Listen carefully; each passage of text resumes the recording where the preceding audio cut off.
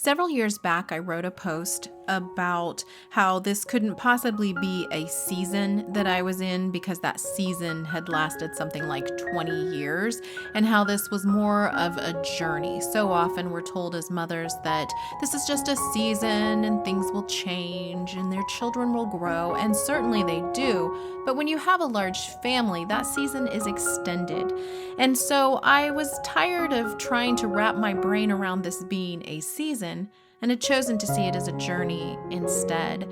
However, now that my children truly are older and there are no more babies and toddlers, I am finding myself struggling to come to terms with that season actually being over.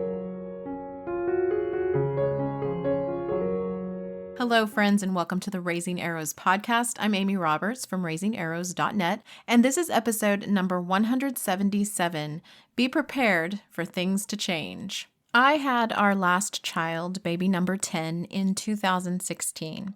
That means that she is now 8 years old. She turned 8 in October. And that also means that things have drastically changed around here because there are no babies and there are no toddlers. And I have 2 grandchildren. It's almost as if I blinked and overnight my life completely changed. Now, granted, I still feel as though I have young children. I have an 8-year-old and a 10-year-old, and then also still in the home are a 12-year-old, 14-year-old, and 16-year-old. Also, our 20-year-old still lives here as well. So it's not like I'm an empty nester and there's really nothing for me to do. I am still homeschooling 5 children full time. And so I do have young children still in the home, but it's a very different life when you no longer have very, very young children, no longer have babies, nurslings, toddlers. You no longer have that life. It is a very different life. They're out of diapers. They're not fully dependent on you anymore. And you start to see the trappings of those very young years sort of fading into the distance. And it's a very strange feeling, especially for a mother who has done this 10 times. When we had our 10th child, I had to come to terms with her being our last, and that took me quite a while. And now I am finding that I'm also having to come to terms with the last of those baby type things. So as they move out of each age range, I'm finding myself having to continually let go.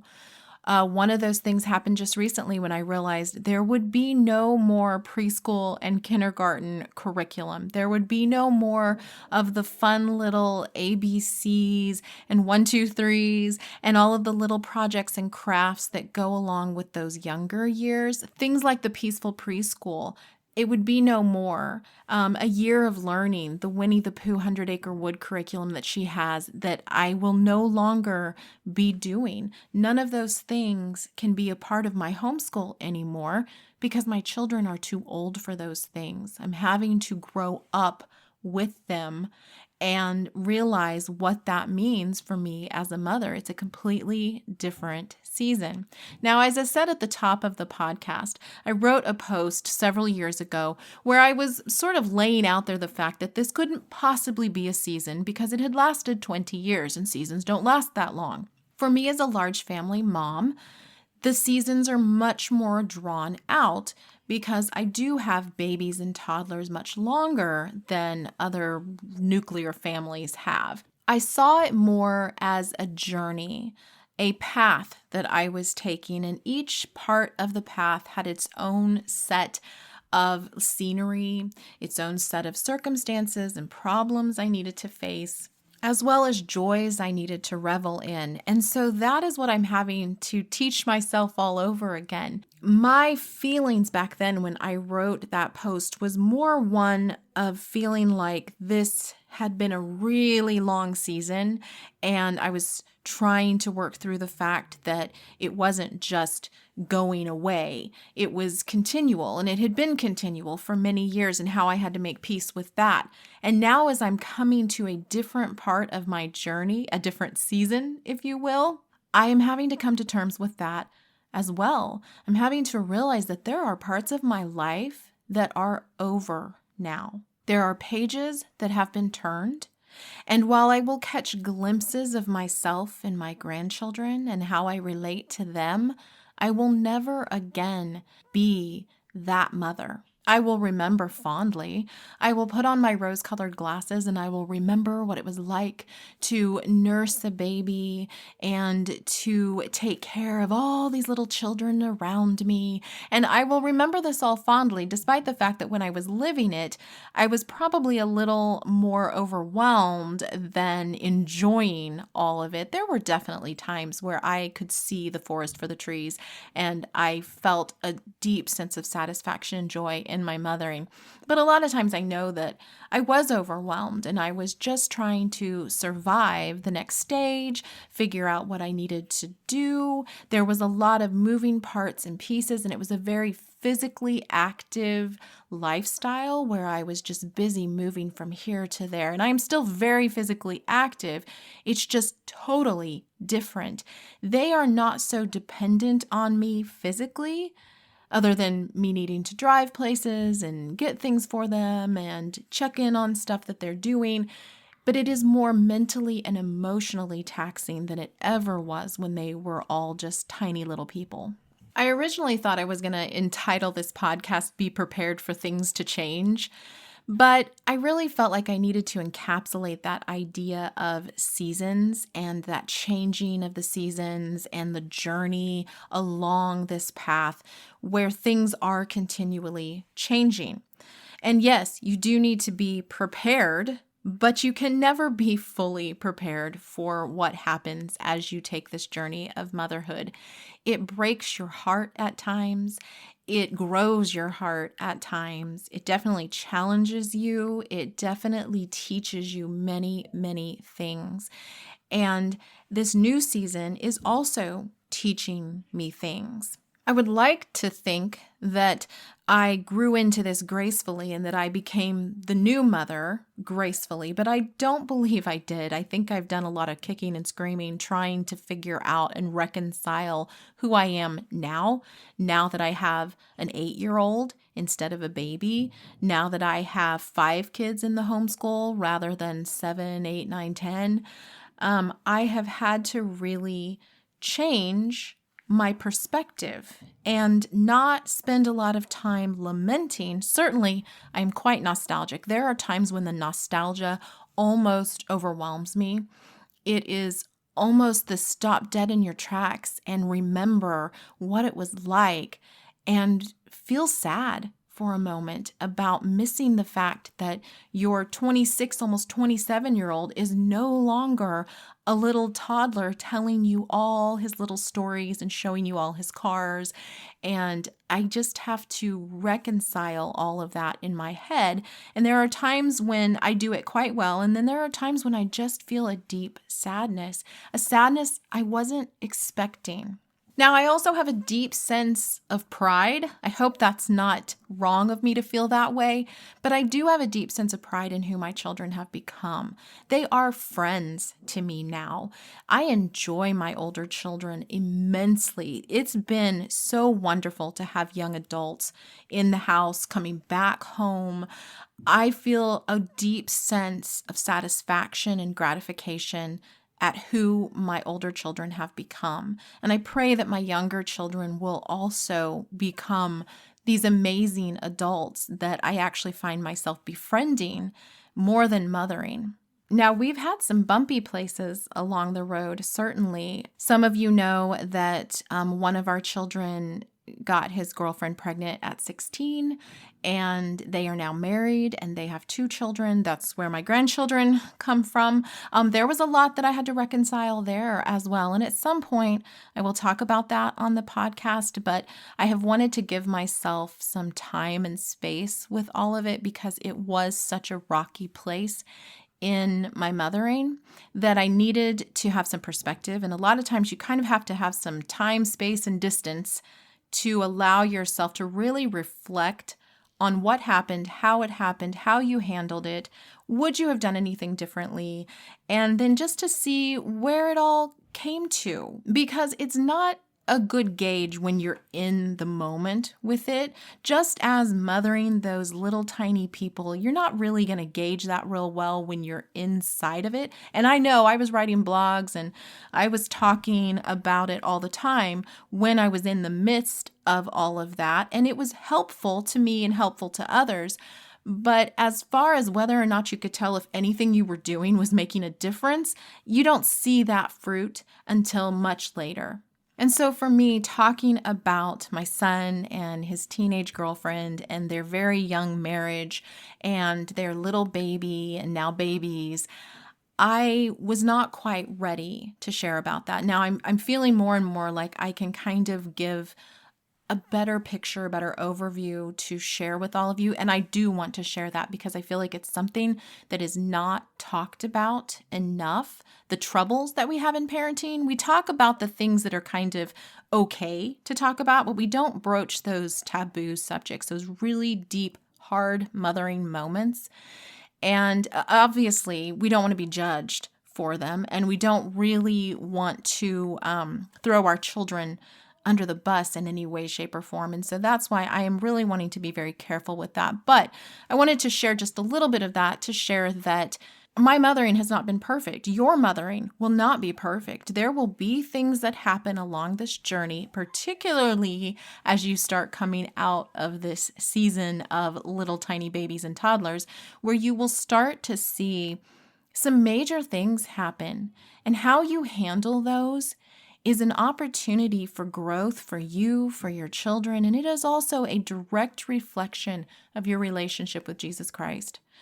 Are you a changed person because of him? Do you show grace and mercy to your children because he showed grace and mercy to you? How do you handle these difficult situations? Because there are going to be very difficult situations.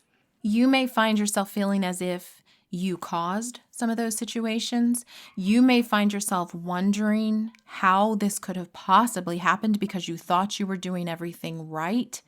You may feel as if this is a situation you never would have asked for, and what could God possibly be teaching you about this and through this?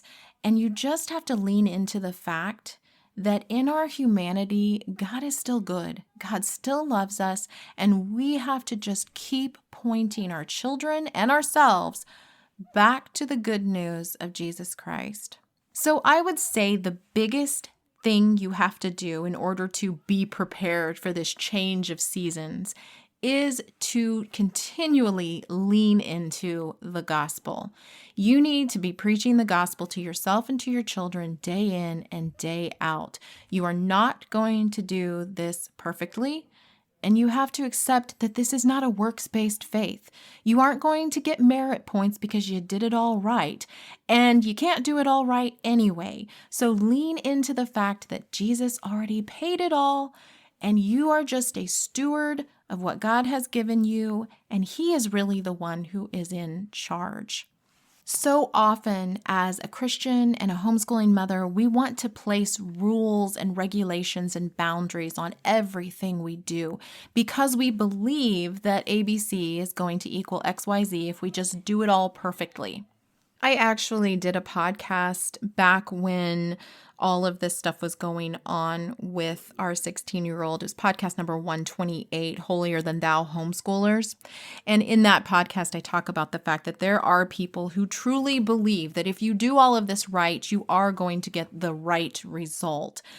And so if you go back and listen to that, you might be able to hear within that podcast some of what was going on in my life at the time. And I still stand by that podcast. I still believe absolutely that is a must listen to podcast because so many homeschoolers, so many mothers, myself included, believed that if we just did this right, we would get the right result. And so we would look down our noses at other homeschoolers, other Christian moms, other people who were further along on the journey sometimes, who were having things implode. And we would tell ourselves, well, not me. That's not going to happen to me because I have done it all right. And I can point out every little thing they did wrong. I would caution you to be very careful when pointing out what other people have done wrong, because that is very much like taking the speck out of someone else's eye when at some point there is going to be a plank in your own.